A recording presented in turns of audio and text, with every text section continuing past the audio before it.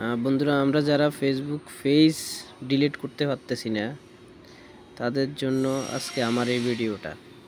প্রথমে আমরা ফেসবুকে যাব, তারপরে আমরা ফেসবুক পেজে যাব। এই যে হলুদ ইয়েলো কালারে যে এটা আছে, বা পেজে চলে যাবেন। এক একজন এক এক কালার, আমার এখানে ইয়েলো কালার আছে। আমি এখন পেজে আসছি। পেজে আসার পরে পেজের ডান পাশে ক্লিক করবেন, ওই সেটিংয়ে। এই সরি, এটা আমি ভুলে এখানে ক্লিক করে ফেলছি। এখানে না, ওই সেটিংয়ে ক্লিক করবেন। সেটিংয়ে ক্লিক করার পরে এই যে এখানে যে চার্সেল পাশে যেটা, এখানে সেটিংয়ে ক্লিক করবেন। এরপরে একবারে নিচে চলে যাবেন। নিচে গিয়ে নিচে গিয়ে যেখানে লেখা আছে অ্যাক্সেস অ্যান্ড কন্ট্রোলে যাবেন।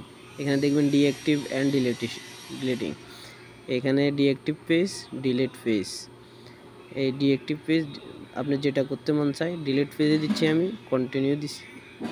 এরপরে এখানে আবার নিচে কন্টিনিউ আছে, কন্টিনিউ দিবেন। এরপরে আবার নিচে যাবেন, নিচে গিয়ে কন্টিনিউ দিবেন। কন্টিনিউ দেওয়ার পরে এখানে আপনার পাসওয়ার্ডটা দিবেন। পাসওয়ার্ডটা দেওয়ার পরে কন্টিনিউ দিবেন। এরপর আপনার পেজটা ডিলিট হয়ে যাবে। ওকে।